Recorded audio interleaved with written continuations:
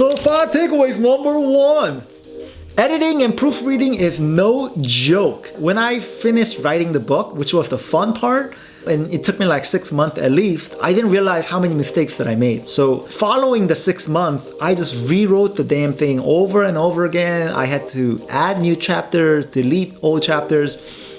But anyways, especially because I was gathering feedback from a couple of people that I really trusted their opinions on. So after gathering their feedback, they gave me some new ideas on what to write about. So then there came more chapters.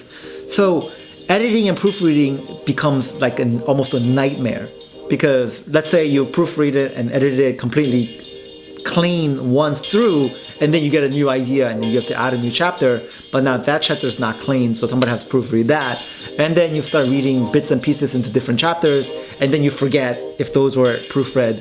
So you really need to be on top of all of your editing and proofreading. I hired a company called Paperbook. Paperbook was pretty good. Number 2, do not pay freelancers upfront.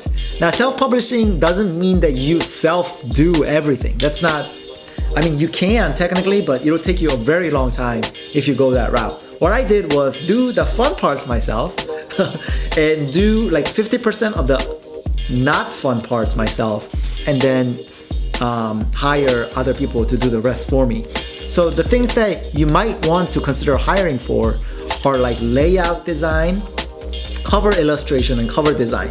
Now, I'm not an illustrator, I'm not a Photoshop person, so I actually tried creating my own book cover. It was horrible. I tried just asking a couple friends if they wanted to do it pro bono. Some of them sent me their ideas. It was better than mine, but it was still not like high quality.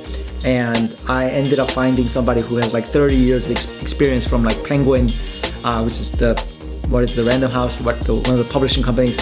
She was very, very good. I used the money that I raised from the Kickstarter. I think the book cover charge and her, just working with her was awesome, but I think everything came out to like $700 for working with this cover illustrator.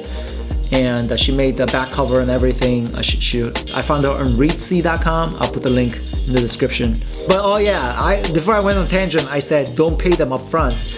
It's because if you pay your freelancers up front, it's really almost impossible to get your money back. It's much better to split your fees. So Readsy already has it broken out so that you pay 50% up front and then pay the 50% only when it's completed.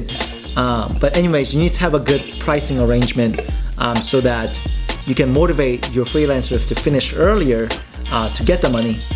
There's been a couple cases where I fronted the money and then they would take forever to fix something, or they would refuse to do something. So that's not a position you want to be in. In selecting your freelancers, please be careful. I kind of had a bad experience on somebody that I found on Upwork.com. She was not very professional. After I fronted the money on something, she basically disappeared for a couple weeks. She promised me that she would get some work done, but then she kept on making that promise like 8 times, and after like 4 weeks she delivered whatever was promised. So you really need to be careful on picking the best person. And another thing is that you need the ISBN number. You see that little barcode in the back of a book? I don't have a book to show you right now, which is not good. But I'm just going to use this. Anyways, just imagine that this is a book. This is just my color pencils case. But when this is a book, you usually see this barcode, right? So you need this barcode in the back of your cover. So you need to get this number. So ISBN is like the international standard book number or something. I could be wrong. But anyways, you get it from this website, Balker.com, I think. Anyways, you buy it from the website. I got it in like a package deal actually. If anybody of you need ISBNs, just let me know. I can sell it to you for a good price. And you need that because once you register your ISBN is registered anywhere that wants to identify a book. So once I register my ISBN, almost every like major online outlet already knew what my book was. Like they already had the title and stuff. So on Google Books, although I didn't register it, they already had my book and my book cover. It's submitted to various channels. Amazon Kindle is obviously very big. It's a very good channel because they have a very good platform for publishing, self-publishing. So Amazon, I totally recommend. Takes a couple weeks to get the approval, to get your author's copies mailed to you, and then it's live. Same with Apple Books. Apple Books has their own process. So every kind of retail channel has their own process. Amazon is different, Apple is different, Barnes & Noble is different. But really it's kind of similar in a way. You just use their platform, you submit your paper and ebook copy for approval. Once you get approved, then your book is live.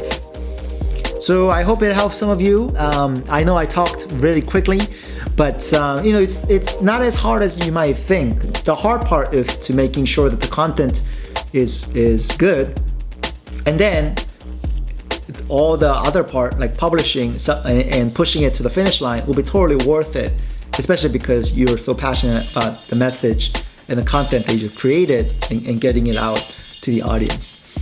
And again, like I said, marketing is a beast. You have to spend a lot of time even after you publish the book to get the book out there. And a lot of people, including myself, have a tough time marketing the book. But it's pretty fun too. So